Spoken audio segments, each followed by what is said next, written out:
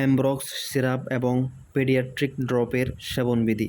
Paediatric drops 0 থেকে 6 মাস বয়স পর্যন্ত শিশুদের ক্ষেত্রে 0.5 মিলি দৈনিক 2 বার করে সেবন করতে হবে।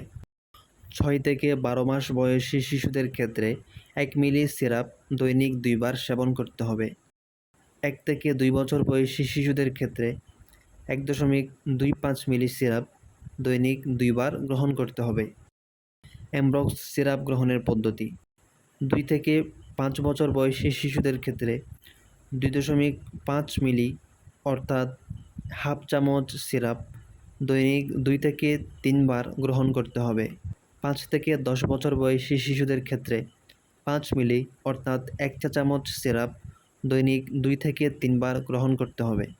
10 বছর বয়সের বেশি শিশুদের ক্ষেত্রে এবং প্রাপ্তবয়স্ক ব্যক্তিদের ক্ষেত্রে 10 মিলি অর্থাৎ 2 চা চামচ সিরাপ দৈনিক 2 থেকে 3 বার গ্রহণ করতে হবে।